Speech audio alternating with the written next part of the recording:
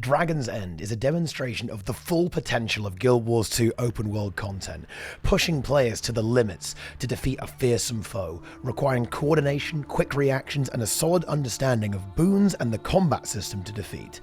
And because it needs to be completed to get access to the Siege Turtle, it's an event in high demand, with some players spending upwards of 10 hours of tries with no success. Have no fear though, by the end of this video, you will be able to not only conquer this beast, you'll also be confident enough to lead it yourself.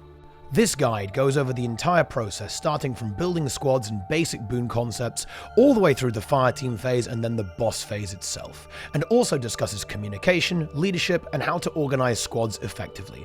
Feel free to use the chapter markers to skip around to what you need to know, or sit back and relax for the full, immersive experience. So let's get right into it. The first step is understanding how to set up your squads and how to prepare. Make 3 squads instead of 1 and pick 3 very distinct colors. I like to go with red, green, and blue, so it's easy for players to differentiate between them. You'll be aiming to have 15 to 20 players in each at the minimum. This is because during this event you will at multiple times have to split up and handle targets of approximately equal threat simultaneously. Within each squad, it is absolutely imperative that proper subgroups are set up by the commanders. Subgroups are a massive damage and survivability increase because of proper boon distribution. If you don't do this, the fight will be significantly harder. Make sure all the commanders and indeed players within the squad are communicating with the commanders so that all squads have a healthy boon, support, and damage output composition. Within each subgroup, you should be looking to have 1 healer, a quickness source, an alacrity source, 25 stacks of might, fury, protection, and swiftness. Additionally, for most open world content, but this event in particular, you'll want to try and have at least 1 source of stability per subgroup. Something like a Guardian with a Stand Your Ground, Jalis on Revenant, a Mesmer using Mantra of Concentration, a Mechanist, Harbinger Elite Elixir, Trail of Anguish on Scourge, Stance Share from Dolyak Stance on a Soul Beast, and so on. After that, there are a few extra things you can keep in mind there as well. Barrier is absolutely amazing. Scourge, Mechanist, and Spectre can provide plenty of that. Epidemic, yes, the reports of its death are greatly exaggerated, particularly in the open world. As many of these as possible will absolutely demolish the adds and the extra dragon minions that spawn throughout this encounter. They're actually quite dangerous here, so it's really important to have tools to manage them. Being able to pull them in or cleave them down will make this significantly easier. Reflects and projectile destruction are also incredibly powerful. Stuff like Firebrand, Corrosive Poison Cloud, Ventari Bubble, all the usual good stuff will work here very well, and they have the added benefit of affecting the entire squad, and in fact the entire group, because of the way these abilities operate, so you don't need to stack all of them simultaneously for each subgroup. You can actually do it for the entire team with a single player. And then of course, we are going to want some of our fantastic unique modifiers, banners and ranger spirits. Even if you aren't necessarily a support ranger, you should take a spirit anyway. It will be an overall group DPS increase, which is exactly what you're looking for here. And finally, one of my videos would not be complete without talking about Heal Scourge. Taking one of these per squad for a total of 2 to 3 in the entire team on the map will be a massive asset. It's extremely likely that many players are going to go into the downstate, and Heal Scourge scales extremely well in open world because the wells just keep ticking even after they've revived players in your subgroup and will actually affect the entire group of players. So a single Heal Scourge will be more than capable of reviving 10, 15, or even 20 people within seconds. Stacking up multiple of these things will make the recovery almost instantaneous, which is just absurd. It will be a massive damage increase and overall DPS uptime increase to have a few of these about the place, particularly of the Plague Doctor variant, or simply running blood magic on Scourge, which will kind of do the same thing. Incidentally, any profession that has a revive trait, for example Inspiration Chronomancer, or even something like a Function Gyro on Scrapper, will produce similar effects. They are amazing in open world. The final thing to bring up is, of course, going to be defiance bars. Every player should be trying to contribute to this as much as they possibly can, but really key skills to note will be something like Revenants playing Staff for Star 5, Guardians having Sanctuary, Necromancers with Spectral Grasp or Flesh Golem. All of these things are key, in addition to the Way Station from Icebrood Saga for that good old electromagical pulse. Breaking these defiance bars can absolutely accelerate this event in an extreme way and will certainly help with the final boss encounter as well. Learn what all of your defiance bar breaking abilities are. You can even mouse over the tooltip these days and it will give you a handy hint to see just how good they really are, and also make sure to communicate to other players so they know what these abilities do too. Bear in mind, a lot of players in the open world may not be that familiar with these types of mechanics and this level of intensity, so it's a good idea just to check in with everyone so everyone knows what's up. It's perhaps also worthwhile to explain just what the way stations are and how they work too, as some players may not be familiar with them. For a quick recap, what they are is a deployable item that players can use that will allow other players to purchase handy special action hotkeys from that have a variety of powerful effects. Most notably, Electromagical Pulse, which is a very powerful area of effect crowd control skill, perfect for breaking defiance bars. Right then, now let's talk about the map itself. You really want to do the pre-event, so it's super important to arrive early, so joining right as the map resets is ideal. Once your squads are vaguely set up, run around in a giant blob tagging events together, not separately. You want everyone in the group to get 10 stacks of Dragon's End Contributor, which will grant every player a 20% hit point and damage buff, which is huge. Try not to miss any events though. You want to make sure that each section of the map, the north, the central, and the south sections, all get to high readiness level. If you do this, everyone on the map will get an extra 5% damage boost against Dragon Void, which can really make the difference and is very significant. So because of this, try to focus on areas of the map that aren't fully ready yet when gathering up your Dragon's End contributor stacks, and have players who are already maxed out scouting around the map, notifying the commanders of any events that pop up. Also, while running around the map, be sure to charge up your offensive and defensive Jade Bot protocols for 150 condition damage, 150 power, 150 vitality, and 150 toughness. You also get a whole lot of boons for free when you enter combat, which is actually very significant if things are a little patchy in the squad. Each Jade charge you use at a protocol will give you 10 minutes of the buff, and this will stack all the way up to 1.5 hours. You can use the same protocol node over and over and over again, and they're also scattered around the map. So don't worry about it too much. You'll certainly have plenty of time and plenty of access to these objects during all stages of the event to make sure you'll have this for the final encounter. Bear in mind you can also have the offensive and defensive protocols active at the same time, so make sure that you're double dipping. While you're running around doing events, try to get as many people into voice communications as possible so you can lead people. Make sure everyone on the map is in the squad, because even if they aren't listening to you on voice, they're still going to be far more effective, booned up and healed up in your squad than if they were running around doing their own thing. Talk to people about builds in squad chat, in map chat, in say chat, in voice. Make sure everyone knows who's doing the healing, who's giving quickness, who's giving alacrity. Tell people to take whatever boons they can, even if they don't have the gear for it. It will always be more value because of the way group support works in Guild Wars 2. Offensive support builds are the name of the game. Have experienced players ping their skill bars so that newer players can learn what are the abilities to take for their particular profession.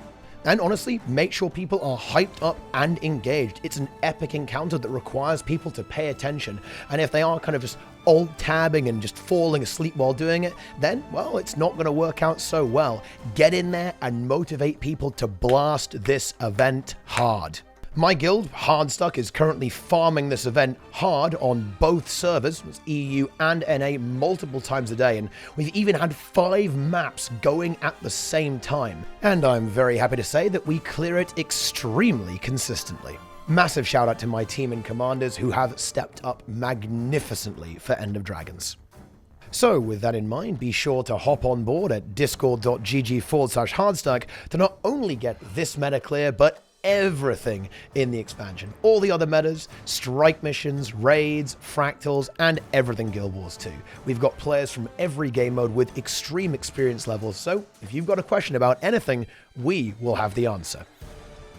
Additionally, the way we have our server set up is very much in the spirit of the good old days. I have a lot of nostalgia about hopping on board Guild Wars 2 community or open community TeamSpeak to get involved in Chat Garen on the launch of Heart of Thorns, Dragon Stand, or even early raids. So if you join a voice channel in the Discord, it will automatically create a new one. This means that we have infinite channels for everyone to use. So if you want to organize a squad or a map for Dragon's End or any meta, you are very welcome to use our server as a public platform for that. We also have a lot of very experienced commanders, so if you're looking to learn or want some advice, feel free to reach out to us and we'll help you out. Now we're going to talk about the map itself. You'll notice actually that these next sections are actually a little bit shorter than the one we just went over, and that's because the first section, the preparation phase, getting your group set up and getting everyone on the same page, is actually the most important part of this event. If you've completed all of the steps that I've already discussed in this video, then you're actually in an amazing spot to clear this meta, and you should be feeling confident. Again, the preparation and understanding how the game works is the most important component. Incidentally, that concept also applies to most other content in the game, although not quite as much as the open world. So, first up is the Fireteam Phase. It's not really that hard whatsoever, simply split up 3 ways. Follow the non-player characters marked on the map with orange markers. You can actually clear ahead so they don't get stuck. They're actually very sticky and tend to fall behind sometimes and just aggro onto random things. If you're feeling really fancy, you can give them swiftness and super speed and they go ridiculously fast. Along the way, you'll encounter some basic events and basic monsters. Simply clean them up very, very quickly and move on. As usual, if you encounter champions, simply focus on breaking the Defiance bar and then burst them down as quick as possible. A key monster you'll face are the Salt Spray Dragons. Stay out of their Whirlpools and they will get a break bar a little bit under 70% hit points. Hit that incredibly hard and shut them down. Try not to fail breaking the Defiance bar though. If you do, it will unleash a deadly shockwave that will significantly damage your team and slow you down a bit. The central fire team will get to their Salt Spray Dragon much quicker because the event is significantly shorter. When you do this, simply split up into 2 groups and help the eastern and western teams. These teams have got a bit more to do before reaching their Salt Spray Dragon. After clearing through a bunch of events, you'll summon up some Siege Turtles, and then you'll need to break 3 Void Shields and eliminate all of the elite monsters within those shields. The shields take very heavy damage from Siege Turtles, but also from the remote charge from the way station. So make sure you drop a way station and blast those shields down. There will also be rubble blocking your path that similarly also takes high damage from the remote charges and the Siege Turtle. With careful positioning, you can actually hit the shields and the rubble at the same time. So position correctly and get it done faster. Normal player attacks also work fine on the rubble and the shields, so don't AFK doing nothing. Once a shield is broken, let the Siege Turtles move on to take down more shields and rubble, while the non-turtle players stay behind to clean up the elites before following. After all 3 shields and all elites have been taken out, the Salt Spray Dragon will be vulnerable, eliminate it, and then you're ready to move on to the next phase. 2 events will spawn on each side of the map. They involve killing dragon minions and then eventually defeating a champion. Beat down the events on your side of the map and then teleport to the Harvest Complex. There's one final magic collection event to do, and then it is on to our first taste of coordination. You now need to charge up 5 pylons, each color-coded and attuned to an Elder Dragon. Eliminate dragon minions and they'll drop magical orbs. Pick up these orbs and then throw them at the corresponding pylon. While holding dragon magic, you'll have a hovering bar over your head that will be slowly depleting. If this fully runs out, you'll go into the down state. If the bar is going to run out, you can actually throw your magic to someone else so they can make it to the pylon. The coordination comes in from the fact that you need to fill all of the pylons within 1 minute of the first one. This is actually very generous because each filled pylon after the first extends the timer out by 10 seconds. However, if you do run out of time, the pylons will reset to 50%, so be careful. Wait at around 80% charge and go to whichever ones need a little bit of assistance before pushing to completion. Once a good amount of pylons are getting fairly close to being fully charged, just go for it. The extra time for filling up an additional one makes it very easy to chain them all together towards the end. After all that's done, now it's time to get down to business and face the final boss of End of Dragons.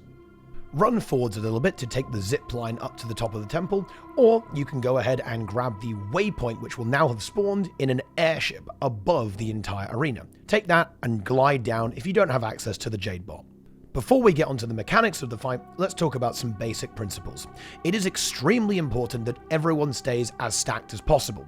Everything is far easier if it's a perma blob. More boons, more heals, easier to revive, and mechanics get easier too. Stand on the main tag and blast. If at any point you die, instantly waypoint to the emergency pack waypoint on the airship and then drop down to the boss as quickly as possible. Voice communication is absolutely massive here. Listening to your commander will make the fight go significantly better and help you as a player perform better. Join Discord or whatever and slay this dragon. If you are a commander, be vocal and give players a constant stream of information. Try to be a few seconds ahead of the fight in your calls to give your team the chance to react. I've linked a full example of what I think was a really well coordinated and organized run on the NA server in the description. A nice bonus tip is to listen out for audio cues during the boss fight. Your allied non-player characters will actually be kind of telling you what's going on and what mechanics to watch out for, and that can actually really help keep track of what's going on through all the chaos. Another thing to watch out for is that throughout the fight you're quite likely to lose access to your special action hotkey, usually the electromagical pulse, simply because it will be replaced by other special action hotkeys during the fight. When this happens, make sure that you refresh it whenever you have the opportunity, as it can be a massive asset with not only breaking the defiance bar of the boss, but also dealing with other mechanics and handling dragon minions. It's a pretty good idea to turn down your graphics settings fairly low. This fight can absolutely crush your frame rate, and that can make it significantly harder to play the game. Slideshow gaming is not going to be good for your damage output. Last of all, make sure to drop down a way station so every player can pick up an electro-magical pulse and, of course, drop some food for more damage. If you like wasting gold, drop down a Thesis of Masterful Strength and Malice to push damage just a little bit more, although this is very expensive. So let's discuss the basic attacks of this boss. More will start happening later on in the encounter, but these ones will be prevalent throughout. The boss has 4 basic attacks: a shockwave, a tail smash, an acid attack, and a swipe. The shockwave is a lethal orange AoE that sends a shockwave out. You will get one shot if you're in the impact zone and take heavy damage from the shockwave. So back out of the AoE and then jump or dodge through the shockwave.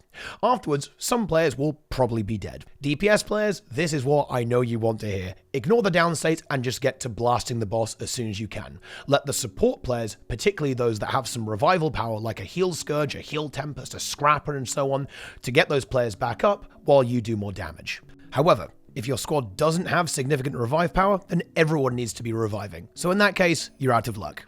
Tail Smash does absolutely nothing. Don't be in the middle of the arena and it won't hit you. If you are not in Narnia, this is harmless. During the acid attack, the boss will rear up and fire acid out all over the arena. It's not actually that threatening. However, you do get a defiance bar to break after this attack. Unleash mass crowd control here, and it is huge damage, which can often guarantee a very easy phase. Try not to stand in the acid too much though. For every second you're in a pool, you'll gain a stack of a debuff. At 10 stacks, you'll start sliding all over the place on the arena. Finally, the swipe. Move out of this. You can't dodge this attack, and it does a lot of damage and will knock you back. You can tank it with stability and high hit points, but I wouldn't recommend doing this. It's a fairly speedy animation, so try to move as quick as you can. The boss enters a new phase every 20% hit points, so dodge all these attacks and get to 80%. At 80%, the boss will go invulnerable, move away, and then some green circles will appear. Stand in these to spawn some defensive crystals that we'll need later, or everyone's going to explode. One player standing in each of the green circles will get flung off the temple. They need to climb back up to the top by spamming jump. Your dodge bar will have 6 sections now while you're a little wisp. Each section gives you 1 leap into the air. Grabbing a wandering memory will fully refill your endurance, so chain together your jumps while collecting the memories. Using your second skill will refill your endurance with a long cooldown. Use that if you're going to fall or if you're close to the very end and need a quick burst to reach the top.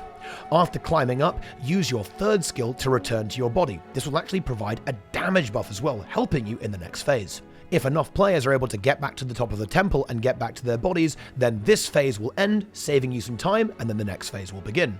The boss will start to summon a massive tidal wave that will destroy everyone in its path. So to avoid this, hide behind a crystal so the crystal is between you and the boss, and then you will not die to the deadly wave. After the wave has passed, the boss will become vulnerable and the next damage phase will begin. So simply move back over to the boss and get to work. But what do you do while waiting for your players to climb back up the temple? Well, it turns out that you've got something to do too if you didn't turn into a wisp. During the wisp phase, lots of dragon minions will be spawning, so try and kill as many of them as possible because they will persist through phases. Thorn hearts, in particular, must be shut down as quickly as possible. They do massive, constant, ranged area of effect knockbacks, which can be extremely disruptive to your damage output during boss phases, so it's a very good idea to eliminate them whenever possible. If at any point thorn hearts are up during a boss burn phase, ignore them unless they're nearby where they can be killed with epidemic or simple area of effect attacks. You can prevent them from being disruptive by spamming stability and using projectile destruction or reflex to counter their abilities. If none of that is available to you, then you can try to avoid their attacks by just not standing in any of the orange. There's quite a lot of orange circles, but you can sidestep a lot of them fairly easily. One final thing for this intermission phase 2, there will also be tsunamis covering half of the arena. They have directional arrows so you can see where they're coming from. Just don't stand in the bad. This mechanic will also be in the main fight too, however, it's very easy to handle. Simply sidestep it and it's no threat. So, with all of that out of the way, it's now time to hit the boss again.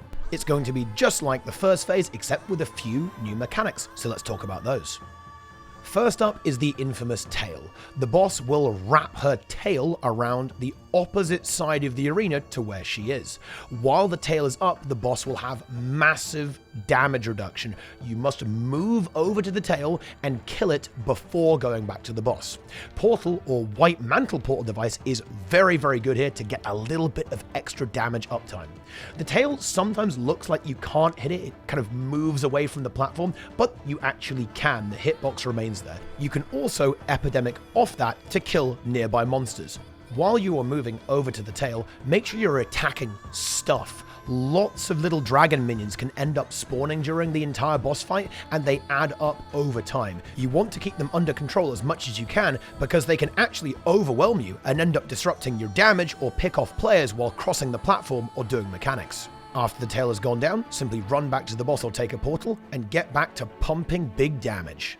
One thing to keep in mind is that going for the tail does have a time investment attached to it, so if the boss is within around 2 to 3% of a phase, just ignore it and blast instead. Another mechanic that's new here and is a little bit related to the tail is the charge. The boss will rear up and charge to the other side of the arena. You don't need to portal here because you can actually get to the other side before the boss does. Just don't be in the orange or you will get one shot.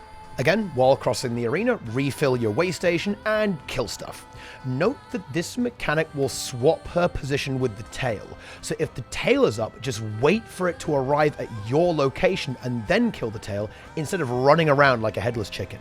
This is a good time to mention audio cues actually, because both the tail and the charge actually have a pretty good early warning audio cue. Before a charge happens, you'll hear about how the boss is ready to eat you and is feeling hungry, and the tail will also be mentioned by your non-player allies before it's about to become active. And the final new mechanic are bubbles. Players will get lifted into the air in bubbles. They can be broken out by attacking them. This can be done with cleave and epidemic as long as everyone is well stacked. If not, just have ranged players quickly burst them down in the bubbles. They have very low hit points, so it won't take that long. Players inside the bubbles should also be mashing the 1 key, which will damage it, allowing them to break out faster. There is actually a very minor tell for the bubble mechanic. Players who are going to get bubbled will have a small purple marker over their head. You can then dodge or actually jump to avoid getting bubbled. However, I wouldn't worry too much about this, as it can be very difficult to see during all of the visual noise.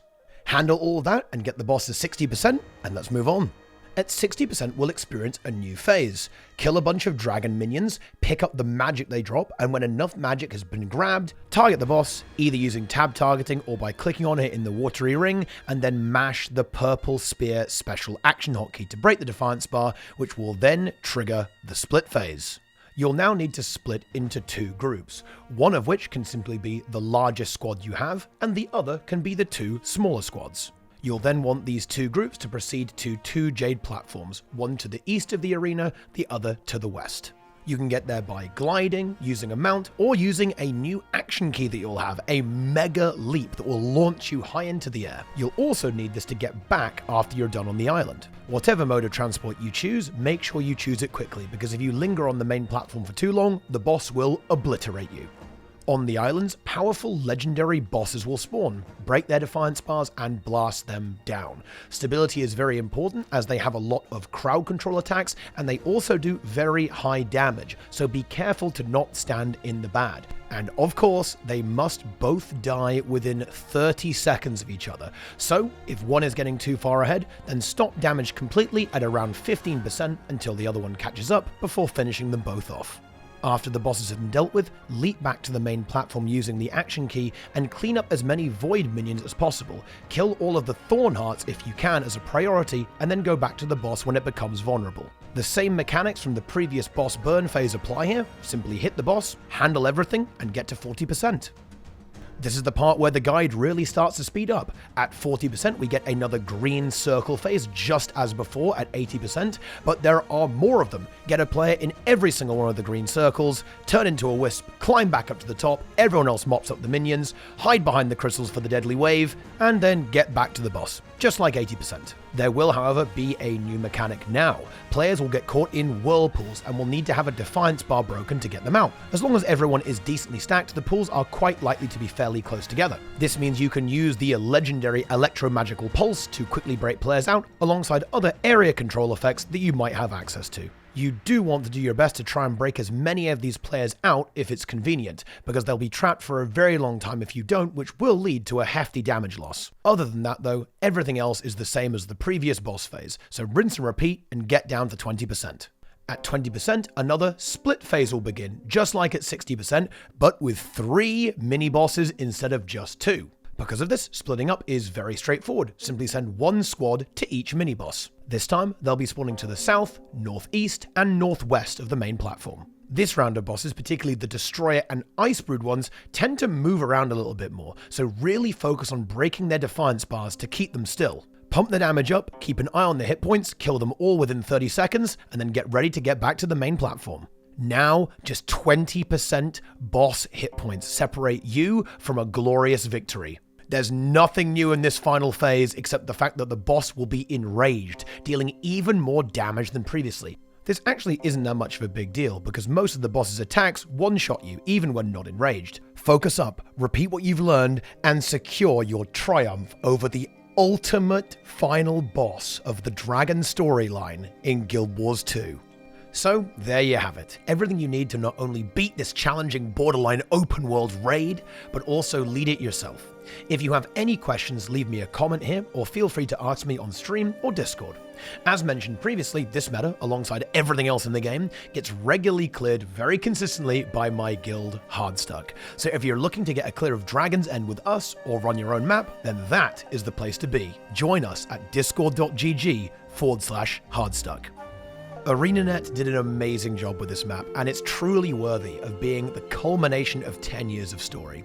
I could talk for a long time about its brilliance, but we'd better keep this short. For now. It's easily the best open world boss added so far to the game, and I very much hope to see more like it in the future. I'm passionate about making content like this fun and accessible to as many players as possible, to share the joy of working as a team to overcome powerful adversaries and grow their understanding of the game. So expect to see a lot more from Hardstuck very, very soon. Thanks for watching, and I'll see you all on the battlefield.